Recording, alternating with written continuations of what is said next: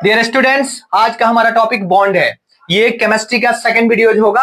Actually हमने बोला था, अनाउंस किया था पहले ही कि हमारे चैनल पे फिजिक्स एंड केमिस्ट्री दोनों अवेलेबल होगा, है ना। तो अब आज से केमिस्ट्री भी हम स्टार्ट कर रहे हैं। और बता दें कि एग्जामिनेशन का टाइम है और एग्जामिनेशन में हम स्टूडेंट्स को एक ही बात बोलते हैं कि अब वक्त गया है पार्टी का, अब वक्त है सिर्फ एनसीईआरटी का। आते हैं बॉन्ड के बारे में बताने के लिए। बॉन्ड हमारा दो तरह का होता है ना। एक होता है हमारा जो बॉन्ड एक की बात करेंगे। सबसे पहले हम यहाँ पर एग्जाम्पल लेंगे कि देखो क्या होता है। एक्चुअली में हमारे पास कुछ एलिमेंट्स हैं, सोडियम है, क्लोरीन है। हमें पता है कि सोडियम क्या होता है, ये हमारा मेटल के कैटेगरी में आता है। और जो क्लोरीन है ये किस में आता है, ये नॉन मेटल के कैटेगरी में आता है। तो स्टूडेंट्स, हमें दोनों के बीच में एक क्या करना है, बॉन्ड क्रिएट करना है।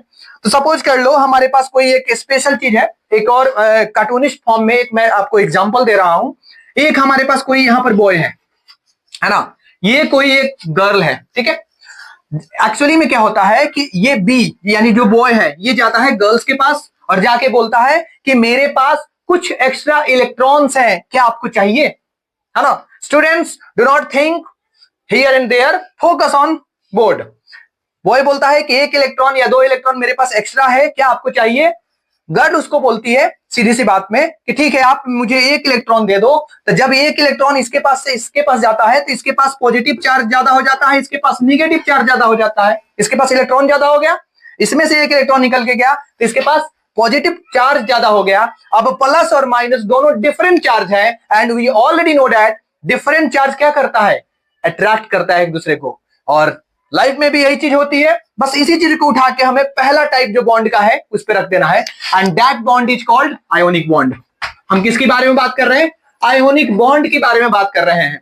हम यहां पर सबसे पहले तो इसको हम इरेज करेंगे और आपको समझाएंगे आयोनिक बॉन्ड होता क्या है। उसके बाद दूसरा टाइप में जो आएगा वो हमारा कोवैलेंट बॉन्ड होता है। देखो, फैमिली बनाने का प्रोसेस आयोनिक बॉन्ड, फैमिली बनने के बाद उसको एक दूसरे का सहयोग देना कोवैलेंट बॉन्ड, ये दोनों बहुत जरूरी होता है। और बॉन्ड का मतलब भी हम बोलते हैं जनरल लाइफ में भी कि हमारा बॉन्डिंग आपके साथ अच्छा नहीं है या तुम्हारा बॉन्डिंग मेरे साथ अच्छा नहीं है, ये भी होता है।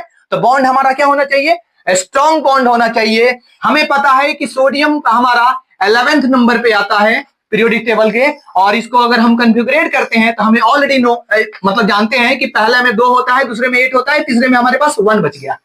क्लोरीन की बात कर रहे हैं, इसके पास 17 होता है और ये हमारा 2,8,7 होता है। हमने देखा यहां पर कि सोडियम के आउटर मोस्ट ऑर्बिट में 1 इलेक्ट्रॉन है और क्लोरीन के आउटर मोस्ट ऑर्बिट में 7 इलेक्ट्रॉन्स हैं। हमें पता है कि कोई भी एलिमेंट्स हमारा स्टेबल होने के लिए उसके पास 2 कंडीशन होता है। अभी मैं 10th क्लास का ये देख रहा हूं तो मैं अभी 2 ही कंडीशन, और 10th में ये होता है कि अगर कोई एलिमेंट्स का हर एक जो क्या बोलते हैं उसको ऑर्बिट्स होते हैं, अगर उसमें मिनिमम 2 इलेक्ट्रॉन्स हो या फिर 8 इलेक्ट्रॉन्स हो, यानी उसका ऑक्टेट पूरा हो जाए तो स्टेबिलिटी हो जाता है। यहाँ डुप्लेट पूरा है, ऑक्टेट पूरा है। लेकिन आउटर मोस्ट की हम बात कर रहे हैं, आउटर मोस्ट ऑर्बिट में कितने इलेक्ट्रॉन्स हैं, 1 इलेक्ट्रॉन्स हैं। ये इसके पास एक्स्ट्रा इलेक्ट्रॉन है, तभी तो ये बोल रहा है कि मेरा 1 इलेक्ट्रॉन आपको चाहिए।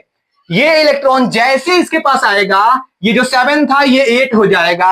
ये इसका ऑक्टेट पूरा और इसके पास डुप्लेट ऑक्टेट ये भी पूरा, दोनों स्टेबल हो गए, दोनों में बॉन्ड बन गया। यानी जब सोडियम अपना 1 इलेक्ट्रॉन क्या करता है, ट्रांसफर करता है, तो ये सोडियम प्लस बनाता है। क्लोरीन 1 इलेक्ट्रॉन को अगर गेन करता है तो ये क्लोरीन माइनस बनाता है।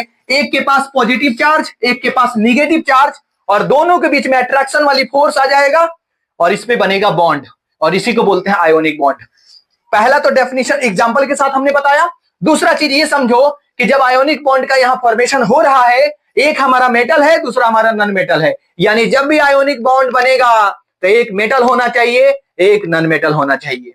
हमने बताया था एग्जांपल में, एक बॉय होना चाहिए, एक गर्ल होना चाहिए, तभी बॉन्ड बनता है। इन द सेम वे यहां एक मेटल होना चाहिए, दूसरा नॉन मेटल होना चाहिए। इसके वैलेंस इलेक्ट्रॉन कितने हैं, 1 इलेक्ट्रॉन है। यानी इलेक्ट्रॉन्स का ट्रांसफर हो रहा है from the valence shell of 1 atom to valence shell of other atoms. तो कह सकते हैं बॉन्ड में पहला टाइप आयोनिक बॉन्ड है।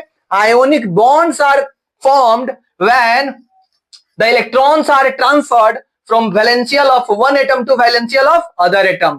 Then we can say that there is the formation of bond and that bond is called ionic bond. और ये जो बॉन्ड बहुत ही जबरदस्त होता है, जैसे हमारे रेगुलर लाइफ में बहुत लोग पसंद करते हैं ये रिश्ता क्या कहलाता है, यानी मजबूत होता है तब कहलाता है। यहाँ भी मजबूत बॉन्ड बन रहा है, इतना मजबूत यहाँ पर स्ट्रॉन्ग वाला बॉन्ड बनता है, ये जल्दी टूट नहीं पाता है। ये सबसे हमारा स्ट्रॉन्ग बॉन्ड है और इसमें इलेक्ट्रॉन्स का ट्रांसफर हो रहा है, यहां से मेटल से नॉन मेटल में इलेक्ट्रॉन का ट्रांसफर होना, यानी आयंस का बनना, दैट्स वाई इसको आयोनिक बॉन्ड कहते हैं। और इलेक्ट्रॉन का ट्रांसफर होने के चलते इसको हम लोग इलेक्ट्रोवैलेंट बॉन्ड भी कहते हैं। रीजन क्या है, इलेक्ट्रो का मतलब होता है इलेक्ट्रॉन, वैलेंट का मतलब होता है जो वैलेंशियल सेल में है उसी इलेक्ट्रॉन का ट्रांसफॉर्मेशन होता है, तो हम इसको क्या बोलेंगे, आयोनिक बॉन्ड। डिटेल्स में भी हम इसके बारे में जाएंगे, फिलहाल में एग्जांपल के साथ हमने देखा। और दूसरा, वंस फैमिली इज फॉर्म्ड, तब हम देखते हैं फैमिली हमारा आगे बैलेंस कैसे करता है। कोवैलेंट बॉन्ड ये हमेशा नन मेटल और नन मेटल के बीच होता है। ये सीधा बोलता है ना हम आपको एक भी इलेक्ट्रॉन देने वाले हैं, ना आपसे मुझे कोई भी इलेक्ट्रॉन चाहिए, यानी थोड़ा आप बढ़िए थोड़ा हम बढ़ते हैं, फिर ये कहानी आगे बढ़ेगी। फिलहाल में यहां की कहानी देखो, कार्बन हमारा चौथे नंबर पे आता है, मतलब ये किसमें आता है, 6 नंबर पे आता है ना, तो ये क्या होगा 2,4। अब कार्बन को 4 इलेक्ट्रॉन चाहिए, अगर हमने 4 इलेक्ट्रॉन किसी से लेकर दिया, इलेक्ट्रॉन यहां पर नंबर ऑफ इलेक्ट्रॉन 8 हो जाएंगे और पॉजिटिव चार्ज हमारा कितना हो जाएगा, 4 हो जाएगा। ये पॉसिबल नहीं है, अगर होता भी है तो बहुत ज्यादा अमाउंट ऑफ एनर्जी की रिक्वायर्ड होगी जो प्रैक्टिकल रूप से पॉसिबल नहीं है। इसलिए कार्बन हमारा क्या करता है, सीधा ये कहता है कि भाई ऐसा करो कि हमको 4 इलेक्ट्रॉन की जरूरत है, तो हम ऐसा करते हैं कि 4 इलेक्ट्रॉन हम शेयर करते हैं दूसरे से। तो सबसे बढ़िया इसके पास कौन आ जाता है, इलेक्ट्रॉन में हमारा हाइड्रोजन आ जाता है। हाइड्रोजन हमारा फर्स्ट नंबर पे आता है ना।